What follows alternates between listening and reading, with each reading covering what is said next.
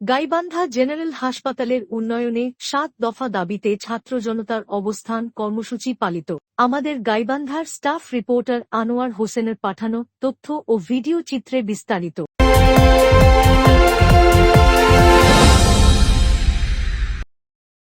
Gaibandha general হাসপাতালের উন্নয়নে ৭ দফা দাবিতে অবস্থান কর্মসূচি পালন করেছে ছাত্র জনতা।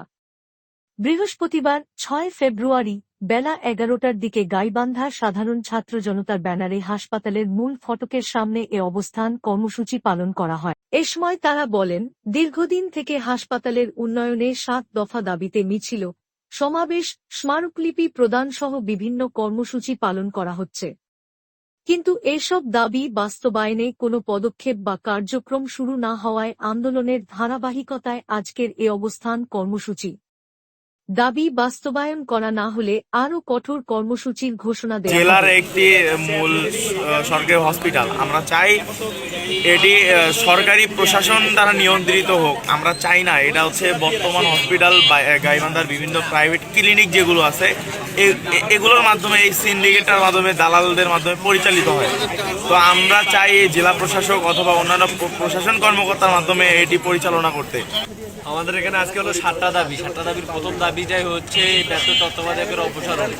দ্বিতীয় দাবি হচ্ছে ২৫০ শতাংশ হাসপাতালের জন্য স্ট্যান্ডার্ড সেট আপ, যার ভিতরে শতভাগ জনবল নিশ্চিত।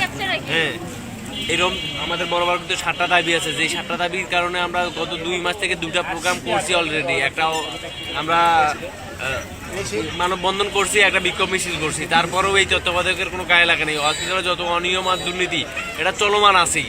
আমাদের মেন কথা হচ্ছে এখানে অনেক ডাক্তার রয়েছে, তারা কিন্তু চেম্বারে এখানে বসে না, না বসে যে প্রশিক্ষণ বিভিন্ন কলেজ থেকে, বিভিন্ন প্রাইভেট থেকে এসে এখানে তারা ডাক্তারের পরিবর্তে তারাই প্রক্সি দিচ্ছে এবং অনিয়ম প্রত্যেকটা জায়গায় অনিয়ম এখানে।